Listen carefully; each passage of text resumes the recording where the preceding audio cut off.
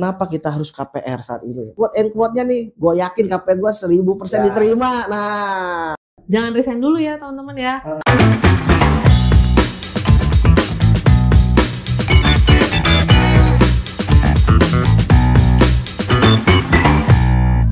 hey you, selamat datang di UNAS Podcast, Power by Damai Putra. Podcastnya tempat kita berbagi cerita seru. Kenapa seru? Tentunya hari ini kita akan mengobrol sekitar KPR. Sekitar bagaimana kita akan mudahnya mempunyai sebuah rumah yang difasilitasi oleh pembiayaan bank. Kita tahu bahwa KPR saat ini menjadi pilihan utama dan populer di kalangan masyarakat, khususnya para milenial saat ini.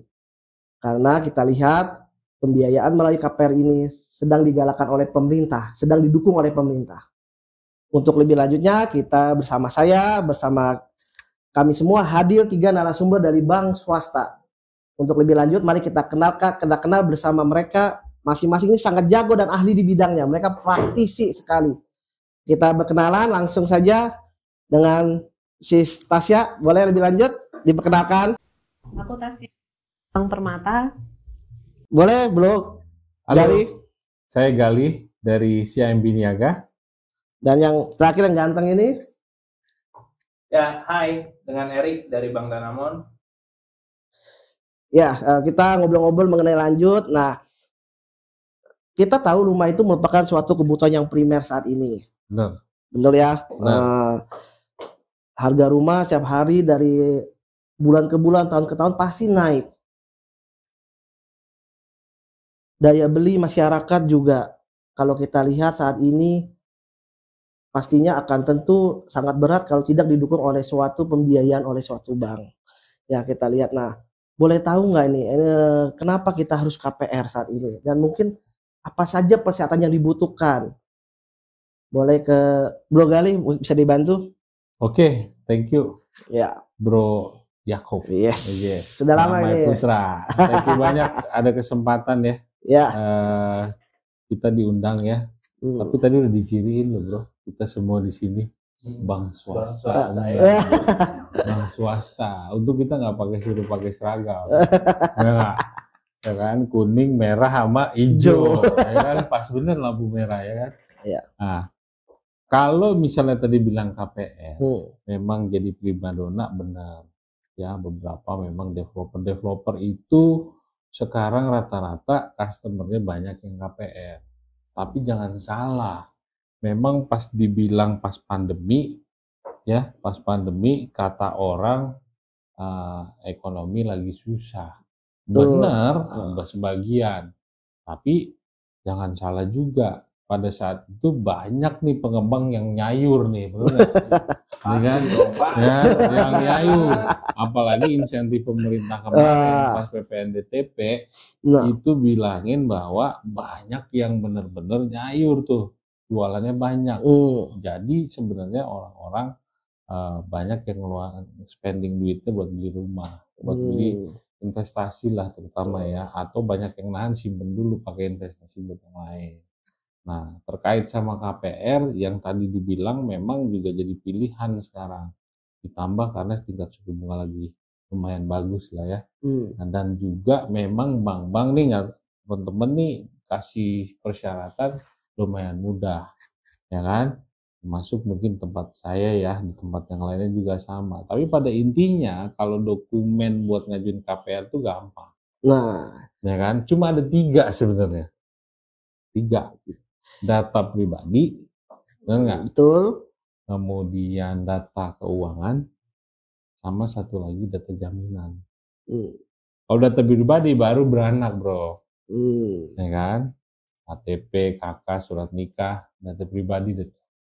Data keuangan, karyawan gampang banget. Ya kerja di mana, slip gajinya berapa. Kalau untuk wira swasta, paling data usahanya apaan sama bukti dia usaha untuk keuangannya kayak gimana. Sama data jaminan. Kalau mau developer mah simple. Surat pesanan dari developer aja kita minta buat proses, kelar. Nah itu data-data KPR, Bro. Oke, menarik sekali. Mungkin ada yang mau ditambahkan, si Stasia atau Bro Erik? Ya mungkin penambahan aja ya. Kalau wira swasta itu kan biasa kita sekarang pakai NIB ya Mas ya, rata-rata ya. Karena kan NIB juga cukup mudah ya sekarang ya Mas ya. Ya mungkin Tasya juga udah pernah ngalamin ya wirausaha yang mungkin udah pakai NIB. Ya jadi so far ya sebenarnya secara dokumentasi itu udah dipermudah lah untuk setiap bank sendiri. Jadi ya mungkin yang tadi Bro Yakob ngomong tuh tadi benar sih, sebenarnya banyak orang investasi, Mas Gali juga udah jelasin mungkin ya kan. Sekarang mau orang banyak investasi, mereka mau beli KPR, apalagi dengan syarat dokumen yang udah mudah nih sekarang nih. Kapan lagi kan ya maksudnya ya. Mungkin itu sih yang bisa kita tambahin sih, mungkin ya secara garis besarnya aja ya. Tapi mungkin kalau misalkan nanti udah mau ngajuin, bisa ngajuin ke kita ya bertiga ya. Dipilih. Oke, kita kan tahu nih apa namanya. Tadi dibilang ada persyaratan, ada yang data pribadi, jaminan, wira swasta. Nah, kalau boleh tahu nih, kalau untuk pribadi nih ya, kalau kita bilang kalau kita mau KPR sebagai karyawan, tadi udah disebutkan, ada pasti syarat-syaratnya nih untuk karyawan sendiri nih. Bisa dibantu dijelaskan nggak? Lebih rincinya lagi, kalau misalnya apakah harus kontrak, apakah harus tetap, bisa kontrak, apakah tetapnya juga harus berapa lama, biar kita kasih bocoran nih ke teman-teman kita di sini. KPR itu tidak sesulit apa yang mereka pikirkan. Sebenarnya kita asal tahu tips and triknya aja nih. Dipermudah, persyaratannya bisa dipenuhi, perhitungannya tahu. Nah, mungkin bisa dibantu Bro Gali. Wih, Bro ini belum. Oke, Bro lagi. Oke. Gantian. Nah, kita melanjuti yang tadi. Oke. Lupa loh. Ya, kalau untuk karyawan sendiri, itu lebih mudah sih sebetulnya. Jadi teman-teman yang nggak harus karyawan tetap ya, karyawan kontrak pun bisa. Kalau karyawan tetap itu rata-rata bank minta experience kalian itu minimal 1 tahun sampai dengan 2 tahun. Itu sudah bisa pengajuan KPR. Tapi kalau teman-teman baru resign nih, sekarang kan suka gitu ya, pada resign mau ganti gajinya naik lebih gede ya. Nah itu bisa dengan paklaring teman-teman yang lama, jangan dibuang dulu teman-teman. Ya kalau udah resign, surat keterangan dari perusahaan sebelumnya dibuang gitu, jangan ya. Itu bisa dijadikan sebagai sebagai syarat total experience. Jadi yang Bang lihat itu total experience nih Bro. Total experience-nya. Jadi misalnya nih, kalau saya mau mengajukan KPR, nih ada pengalaman nih temen nih ngajuin KPR dia, 3 bulan lagi dia mau resign. Berarti tunggu disetujui dulu. Ya, apa harus resign dulu? Apa baru bisa tempat kerja nggak ada masalah setelah resign? Jangan resign dulu ya teman-teman ya. Jadi ajuin dulu KPR, proses paling lama tuh 2 minggu lah. 1 sampai 2 minggu lah ya. Hingga cair, baru teman-teman boleh resign gitu. Jangan resign dulu. Kalau resign dulu ada resiko ya, resiko tidak bisa disetujui ya. Ya, karena bank itu rata-rata minta experience kalian minimal lulus probation lah. Kalian udah lulus probation itu sekitar 3-6 bulan ya. 3-6 bulan baru pengajuan bisa ke banknya gitu. Nah kalau untuk karyawan kontrak jangan khawatir juga nih. Karena ada beberapa bank yang bisa, seperti bank-bank swasta yang ada di sini nih. Itu bisa kok karyawan kontrak, asal ada syarat dan ketentuan. Biasanya kalau karyawan kontrak diminta experience-nya lebih panjang. Kalau yang tadi kan 1-2 tahun. Kalau karyawan kontrak mungkin dimintanya 3-4 tahun. Dan minimum income-nya nih kalau karyawan kontrak itu lebih besar dimintanya sama bank-bank. Karena buat menjamin si bank-bank yang nanti akan memberikan pembiayaan kepada teman-teman itu akan lebih aman lah ya gitu. Ya. Itu sih Bro. Oke, Bro Erik mungkin ada pandangan, pendapat lain apa yang bisa ditambahkan? Ya, so far sih kalau dibilang pandangan ya, kalau tadi Mas Gali udah jawab, si Stasia udah jawab sih sebenarnya udah perfect lah ya. Mirip-mirip lah ya. Ya hampir sama kita bertiga lah ya. Karena udah dikodein bank swasta kan. 11-12 kan. Intinya seperti itu ya. Mungkin kalau secara pandangan tadi mungkin udah detail tadi sih. Oke. Nah ini kembali lagi nih. Terkadang dilema nih ya, kita mau beli rumah nih teman-teman, mau beli rumah, saya pribadi nih mau beli rumah, saya ngumpulin uang terus nih, tapi saya pikir kok saya ngumpulin uang tetapi harga rumah naik lagi, naik lagi kayaknya nggak kejar-kejar tuh. Apa yang saya kumpulin tuh nggak nyampe-nyampe tuh.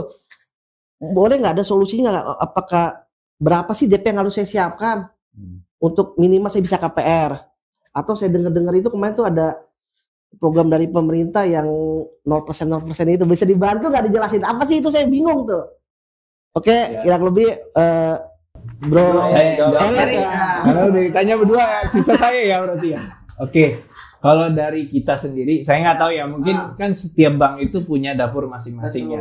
Karena kalau posisinya di tempatnya saya sendiri, harus dijelaskan kalau kita terimanya DP itu di 5%. Untuk fasilitas pertama. Fasilitas pertama. Ya, itu DP 5% kalau menurut saya yang murah ya. Sekarang, apalagi tadi Bro Yakob udah ngomong, udah ngumpulin duit nih. Nggak mungkin 5% aja nggak ada kan ya Bro. Lagi kan sering kita pergi ngopi-ngopi, sehari bisa habis berapa ya Bro ya? Ya kan? Nah, Starbucks aja udah. Ya. Nah, itu yang saya mungkin harus jelasin, kalau di setiap bank pasti ada policy masing-masing. Tapi kalau ketentuan dari pemerintah memang benar ada DP 0%, emang betul ada 0%. Tapi itu yang dicondongkan sama wacana dari pemerintah itu yang sudah berjalan, ada beberapa yang dilakukan oleh pengembang. Yang dilakukan DP 0%. Ya, ada beberapa mungkin tipe-tipe yang bisa kita biayain dengan DP 0%. Itu dari sesuai ketentuan pemerintah yang mesti ditahuin. Yang pasti pertama, itu adalah fasilitas pertama yang harus diingat. Karena arah dari pemerintah sendiri, ini ralat ya Mas, biasa suhunya yang lebih tahu nih. Biasa condongnya pemerintah itu lebih ke yang namanya adalah untuk first home time buyer. Nah, itu yang diincar oleh mereka. Karena kan daripada sekarang saat ini ngekos, kalau kita beli di daerah sini, bener nggak? Betul. Hitungan kos sama cicilan rumah KPR pasti akan sama. Apalagi kan sekarang kita harus punya aset. Kalau nanti Bro Yakob tadi udah ngomong harga makin naik, mau kapan lagi kita harus beli? Nah, itu yang dari wacana pemerintah, salah satunya yang sudah dijalanin terapin adalah DP 0% tersebut. Ya, tapi so far kalau kita ngelihat di lapangan, banyak nggak sih DP 0%? Nggak juga. Tapi banyaknya lebih ke DP-nya minimal 5%. Kenapa? Karena ketika mereka udah DP pasti udah ada kemauan untuk mencicil. Itu salah satunya sih. Betul. Mungkin point of view-nya lebih ke situ. Tapi DP 0% tetap berjalan sih, Bro. Oh, jadi memungkinkan ya DP 0% ya. Itu program pemerintah.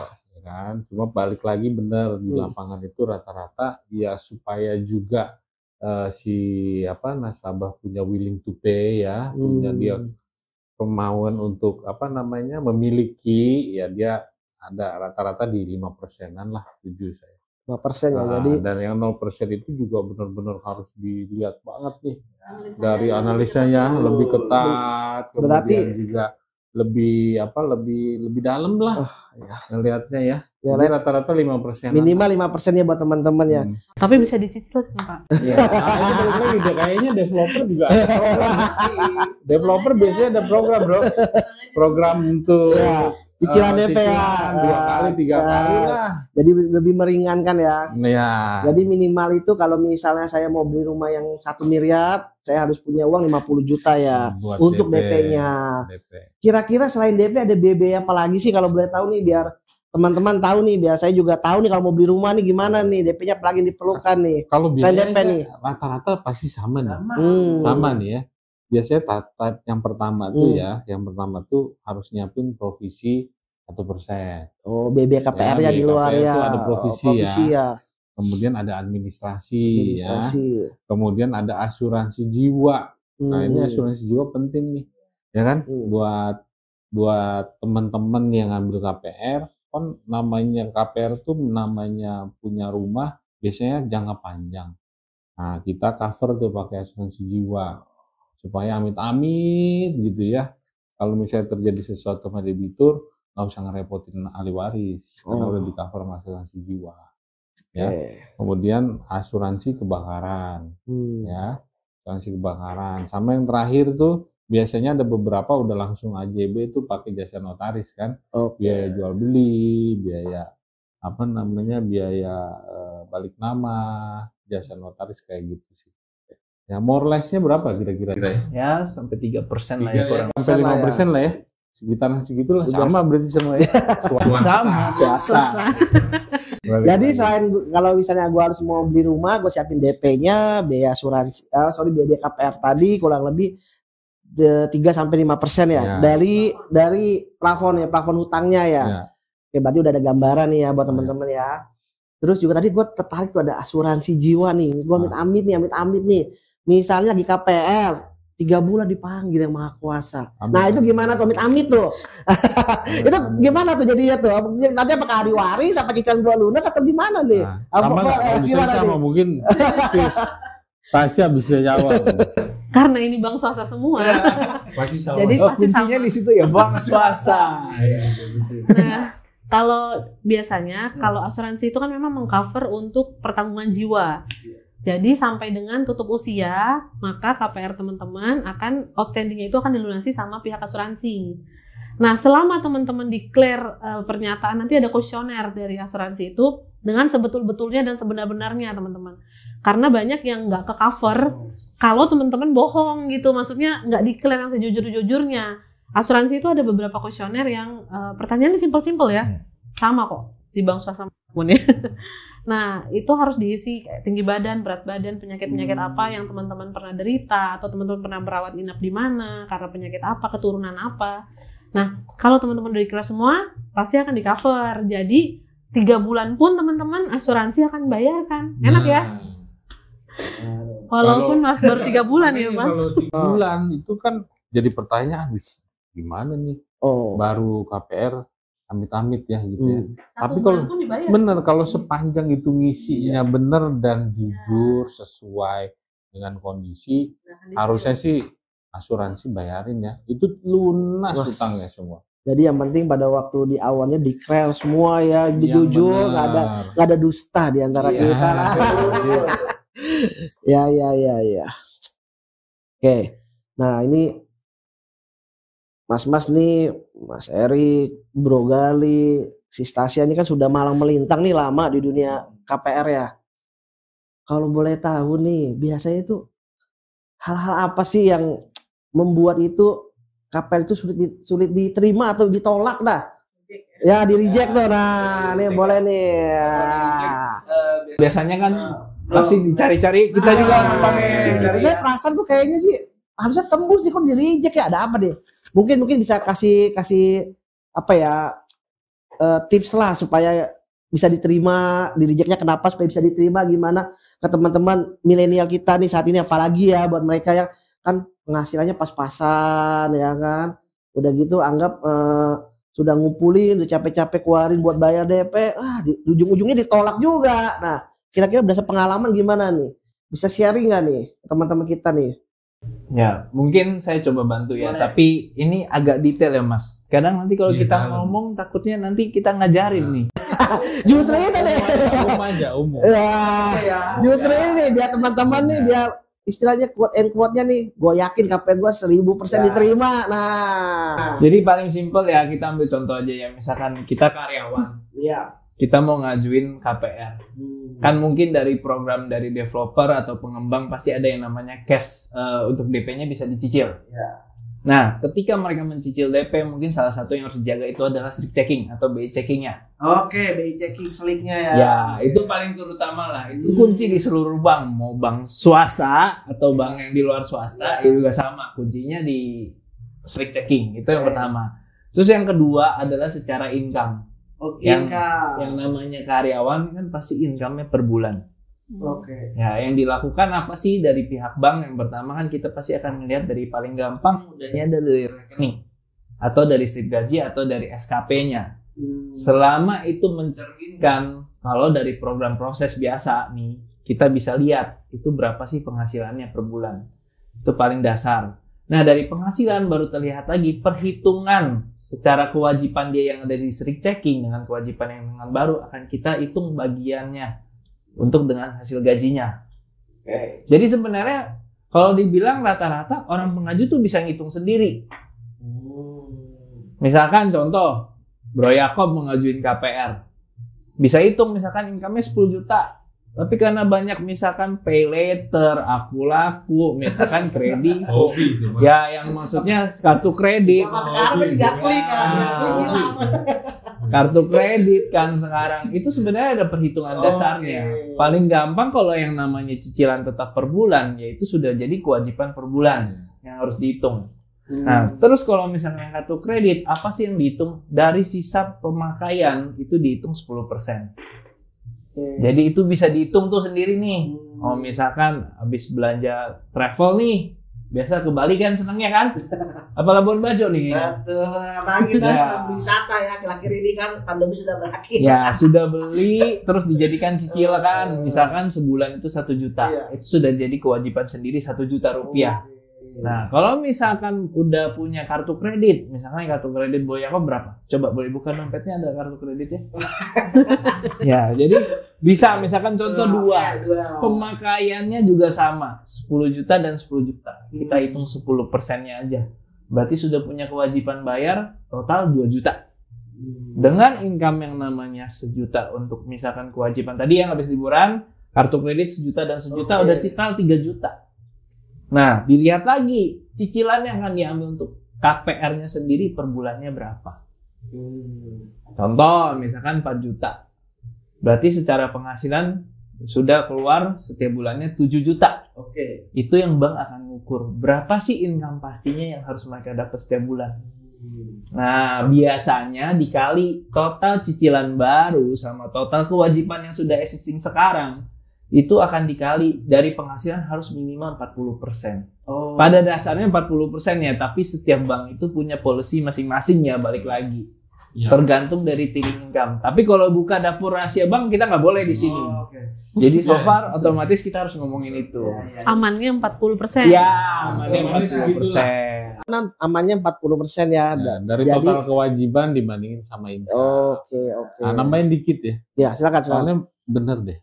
Namanya slik itu, namanya BI checking itu kita kan nggak kenal sama calon debitur ya. Kita nggak kenal apa satu-satunya sumber kita supaya tahu kira-kira ini calon debitur seperti apa adalah dari slik tadi. Makanya yang pertama itu yang perlu dijaga adalah si slik itu mesti lancar. Ya, mesti dijaga lah itulah. Sama yang kedua mungkin ini sharing aja ya teman-teman semua. Apapun itu, untuk misalnya pun dia mau berbisnis sendiri, ya kalau yang karyawan tadi gampang, udah sebulan ini kelihatan, ya kan, ada di rekening, surat sesuai slip gaji selesai, dibandingkan sama slip. Gimana nih yang milenial yang udah pengen punya usaha ya kan?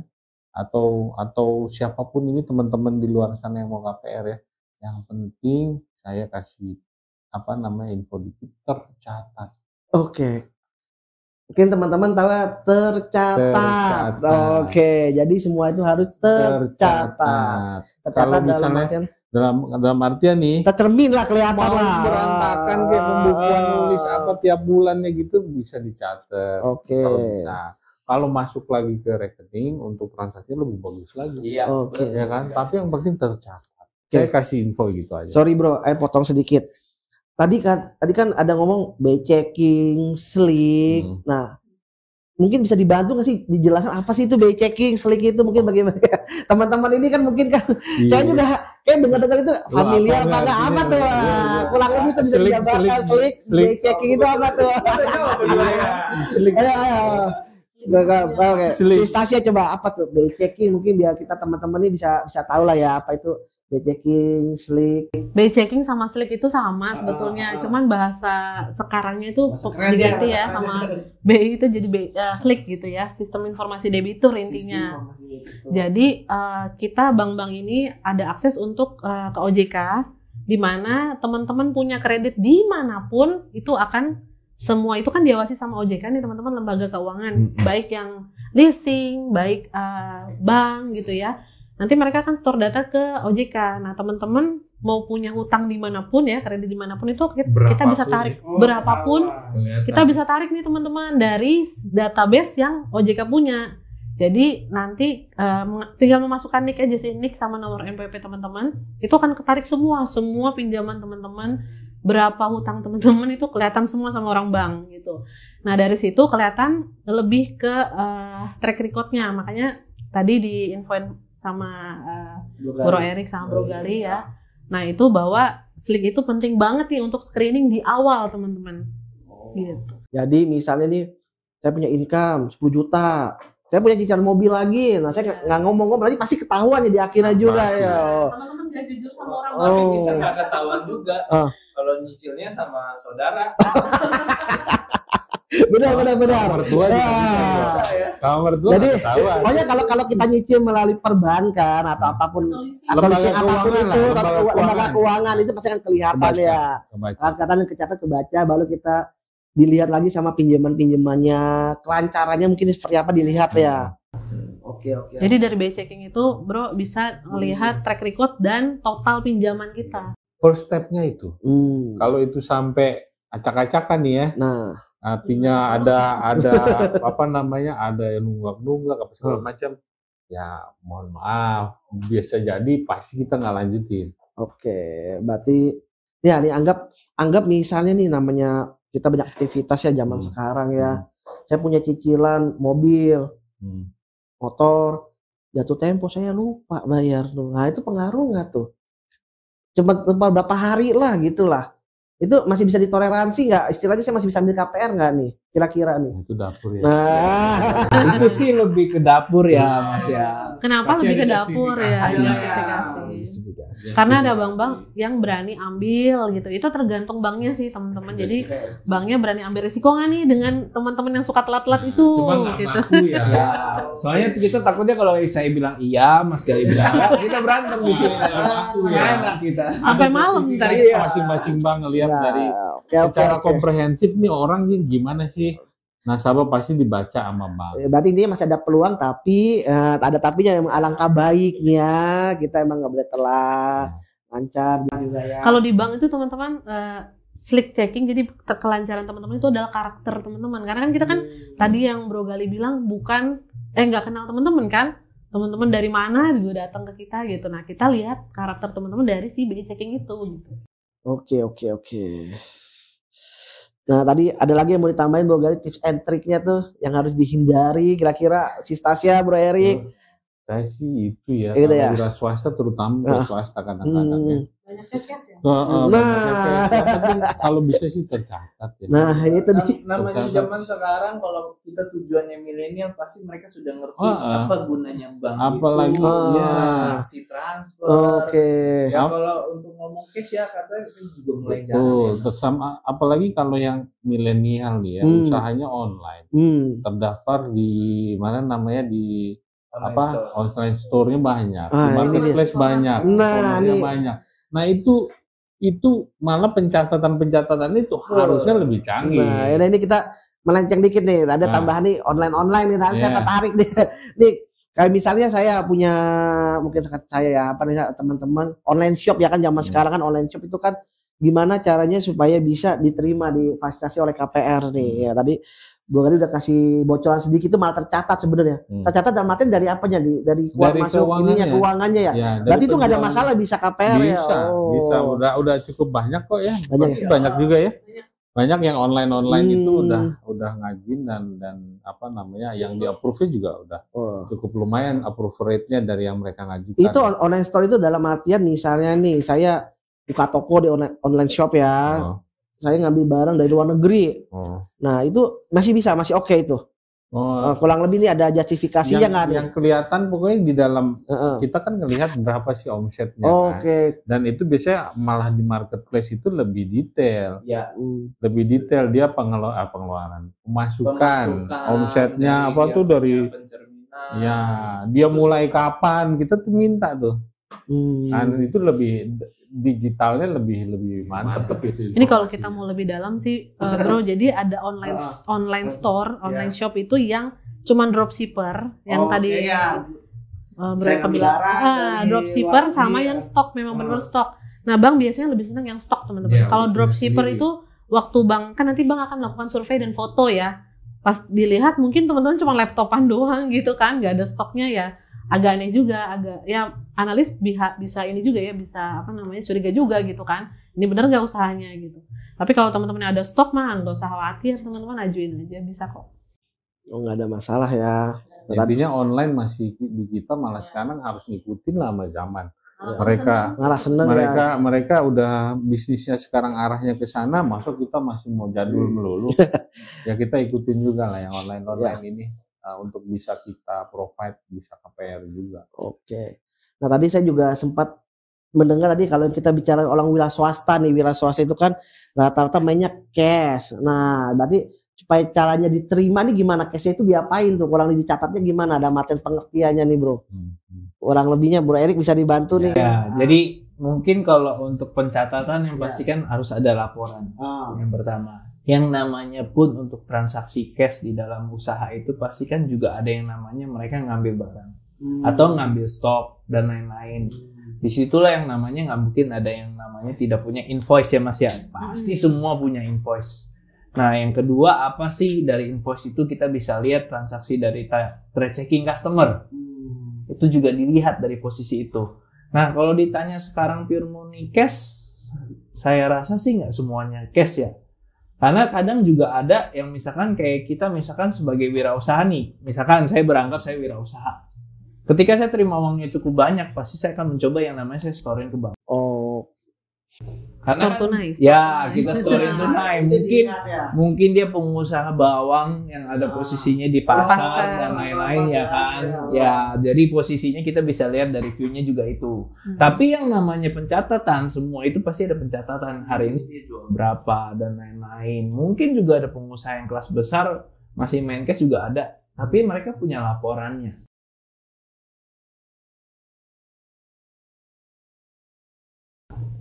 Mungkin juga paling gampang kalau misalkan tidak pernah diakui, tapi kan sekarang kita negara yang taat akan pajak ya Mas ya, sis ya. Jadi kita bisa lihat dari sebenarnya pelaporan pajaknya juga kita bisa lihat. Jadi banyak sebenarnya how trick and trick untuk wirausaha itu tuh ngajuin sih sebenarnya. Mungkin itu yang kita nanti dari pihak bank pasti kita gali ya. Mungkin selain dia cash, apa yang memang misalkan, pembuktian apa lagi yang kita bisa. Ya mungkin dia mau melihatkan usahanya itu 22 tahun, kita bisa lihat sewa menyewa dari tempat dia usaha juga kita bisa jadi. Intinya jangan ragu lah, ngajuin KPR lah, mau karyawan, mau wira swasta,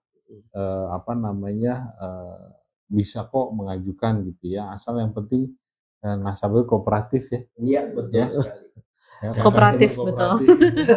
Untuk misalnya diminta info tentang keuangan, bukan kita pengen ngulitin ya, tapi yang jelas ini kemampuan bayarnya kita bisa itu. Kadang-kadang kan lu ngapain nggak punya gue, mau aja lu kepo.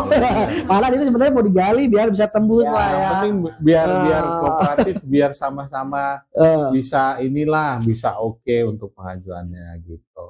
Itu aja sih. Saya ada pertanyaan lagi nih. Belum lama saudara saya tuh income-nya tuh dia kurang lebih antara 7 sampai 8 juta. Dia nanya nih, kurang lebih saya bisa ngambil rumah dengan harga berapa sih? Properti dengan harga berapa sih? Kurang lebih gambarannya gimana tuh? Dari penghasilannya untuk ngambil propertinya bisa dilihat angka berapa? Tadi balik lagi. Udah sebenarnya tadi udah ada omongan tuh. Iya. Kita coba hitung kasar 40% lah. 40% dari 7 sampai 8 itu berarti sekitar 2,8 juta. Berarti 3 juta lah. 3 juta.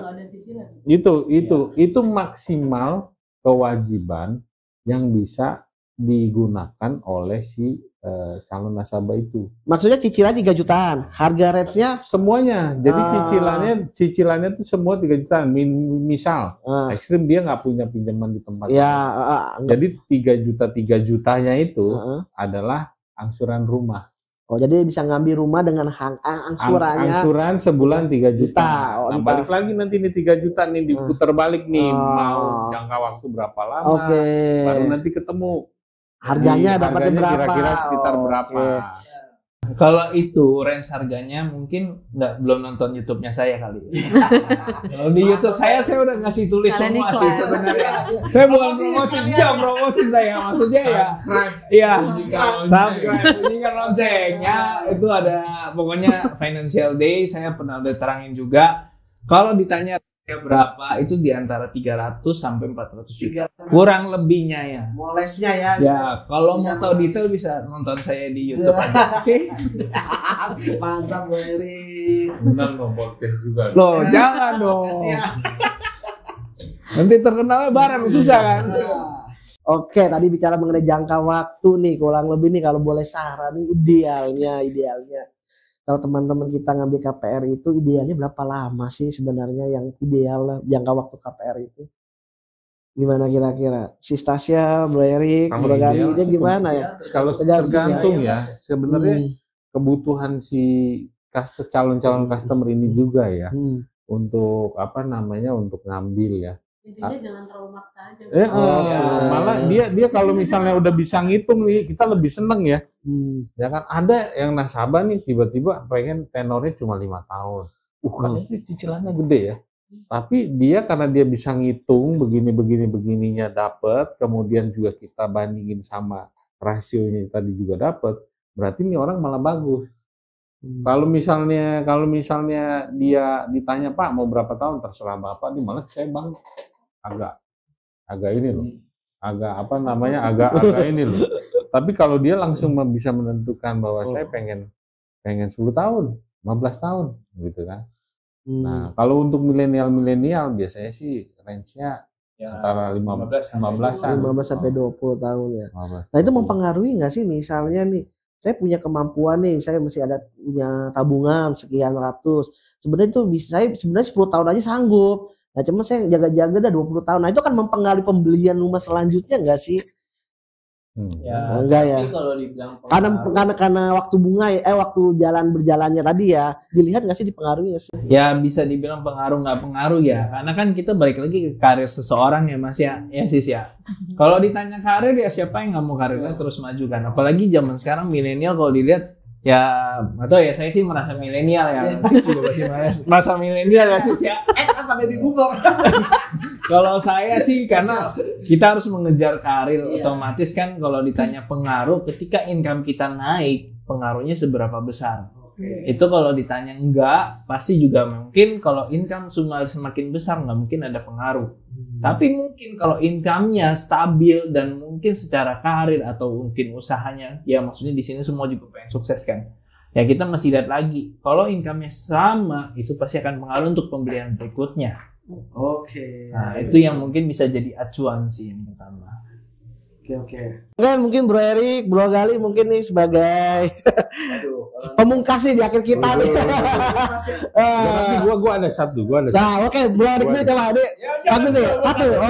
Gua ada satu.